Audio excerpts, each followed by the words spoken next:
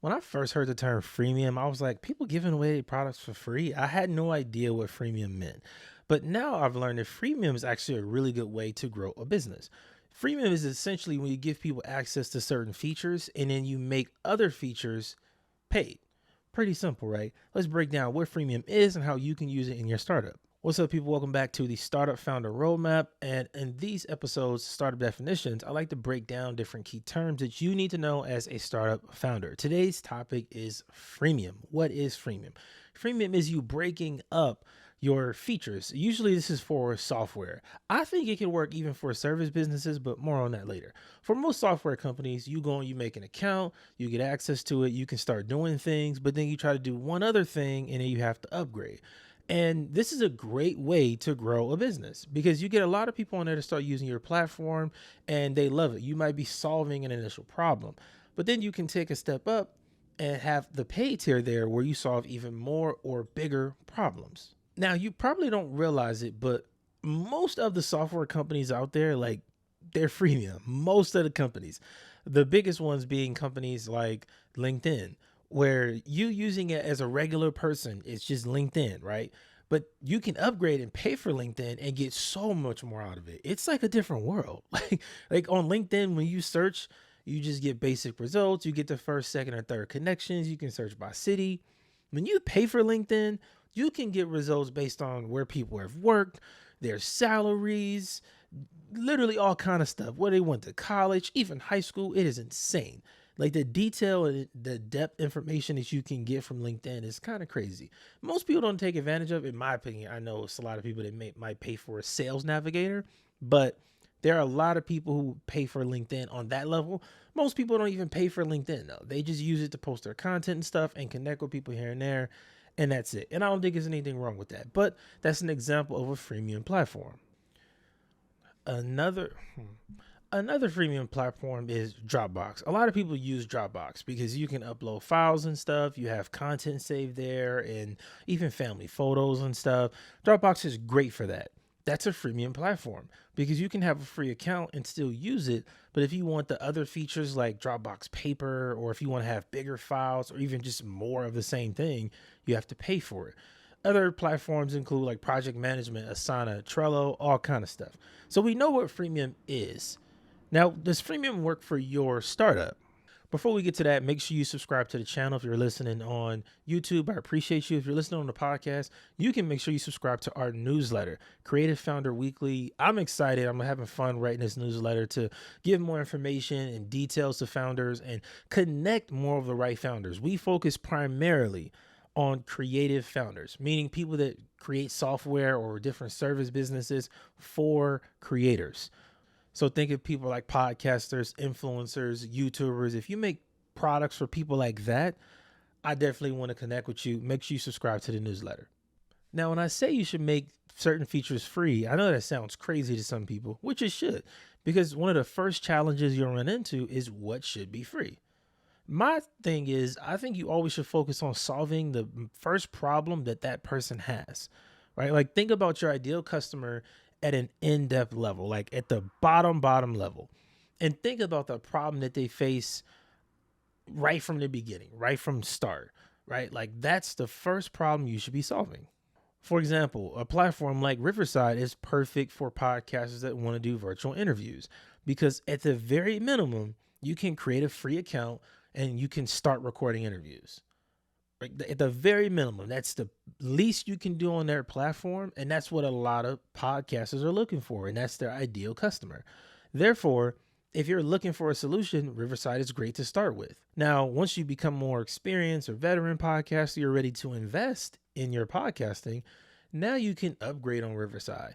Then you go from 1080p videos to 4K videos. You can do sound effects. You can start editing. You get social clips. You get so much with this one platform for recording your podcast that you don't even need to go and pay for a bunch of other tools now. That's why freemium is so powerful, because Riverside can capture more of the podcasting market by giving them all of these features. But instead of giving them all for free or charging a premium right up front, they just give you a little taste, just a little bit here and there, just enough to get you started. Another thing is, if you're going to separate your features, you got to figure out what features to charge for and which ones should be free.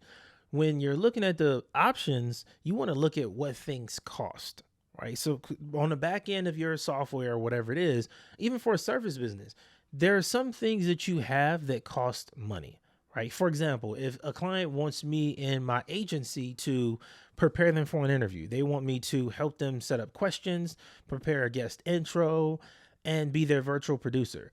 I can do all of that, and that doesn't really cost me a lot of money. It's more so time and effort. That's pretty much free to do, but it's time.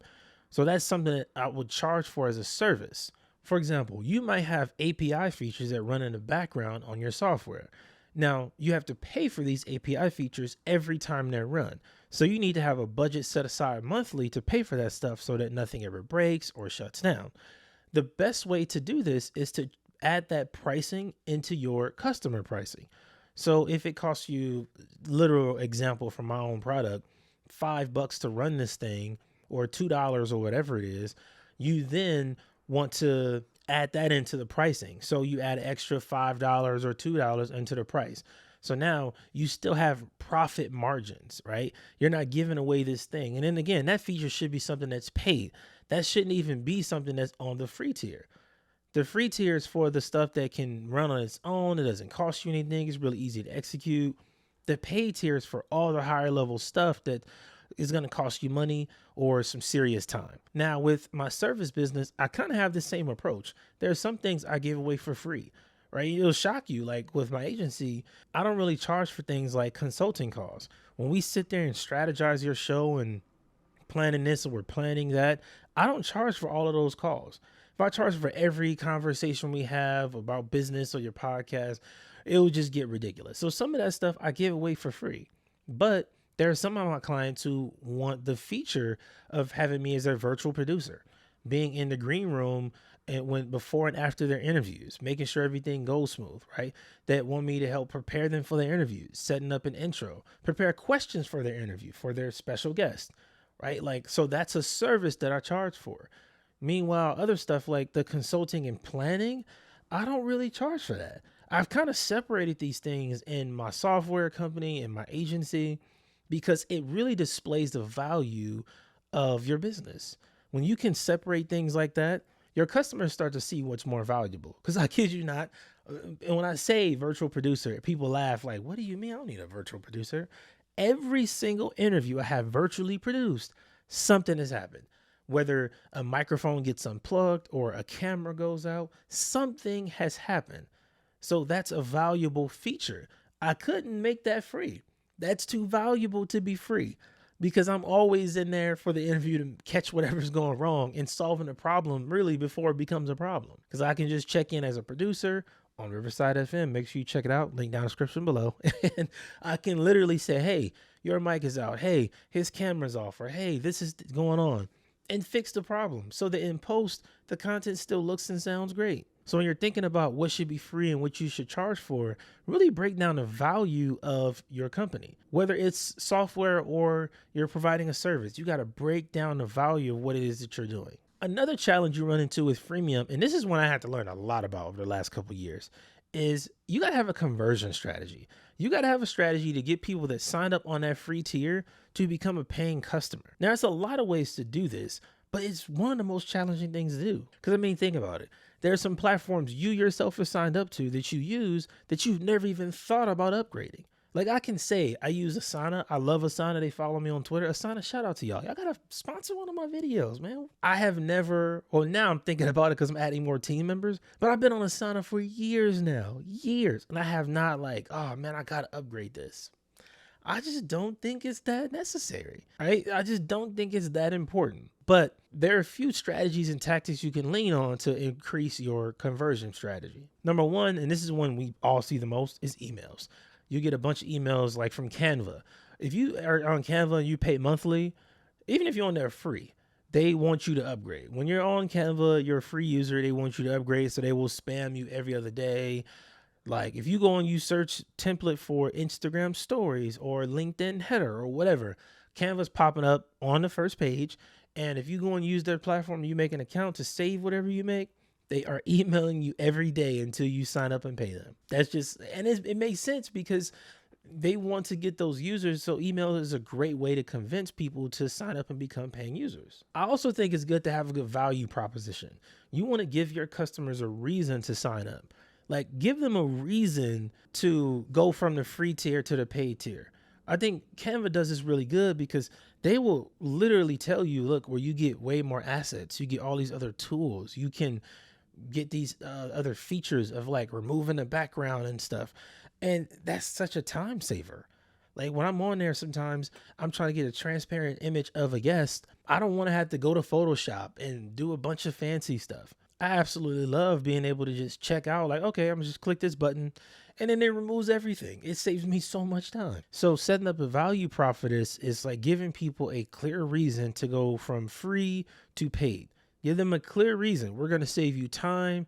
We're going to save you frustration, energy, whatever it is. Have a clear value proposition. With Riverside, they talk about how you get higher quality recordings. And it's factually true. You do. You go from 1080p to 4K, right? It's really, really valuable. Or 720 to 1080p. It's lovely. I love that they have that separate barrier there. Because it's, to me, I just love these parts of capitalism. I think it's genius. It's smart. Another idea is to discount during the holidays. You see this from a lot of software companies around Black Friday.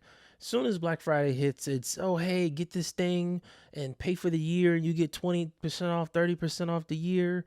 And I think that's genius. And I love that software companies do this because it's not like with clothes, like where they'll hike the price up in October and then on Black Friday in November, all of a sudden it's 30% off and it's really just the original price. Software companies actually give you a massive discount because they email you all year telling you, hey, you need to upgrade.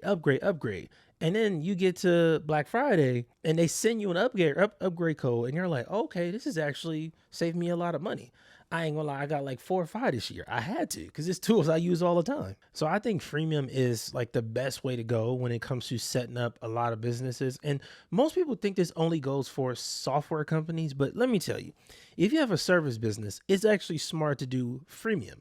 Now, most people do this from the strategy session perspective, but the problem is that free strategy session isn't a strategy session. They end up just trying to sell the whole time. I challenge you to set up a not 30-minute, but a 1-hour consultation where you just give away free information, just free. You just actually help those people out. Now, the truth is, you'll have a lot of people who just take that information and run with it. You won't talk to them again. But the clients that you have that actually like you, the prospects, are going to become clients because they see, oh, this guy is valuable. Oh, she answered all my questions. She was super helpful. Now I want to see what the whole program is like. I need to see all of it. Like, it never made sense to me that coaches or consultants and people in these different services don't give free consultations, because that's literally just an audition for you to show them your greatness, show them how great you are. Now, granted, you're not going to win all of them, but you get more opportunities to win customers than if you say, oh, I don't do free anything. Like, nah, you got to pay me. I just don't think that makes sense. So I think freemium will work for a lot of software companies and even a lot of software businesses. So I think freemium will work for a lot of software companies and service businesses. Let me know what kind of company you have down in the description below. I believe freemium will work for a lot of software companies and service businesses.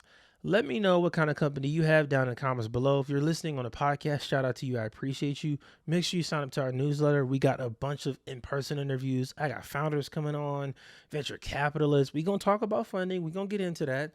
But I'm getting the right people on here that have already made millions and billions of dollars. You know what I'm saying?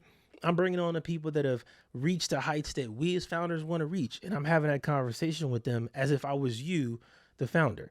So make sure you join the community, subscribe to the channel, subscribe to the podcast, join the newsletter, all of that stuff.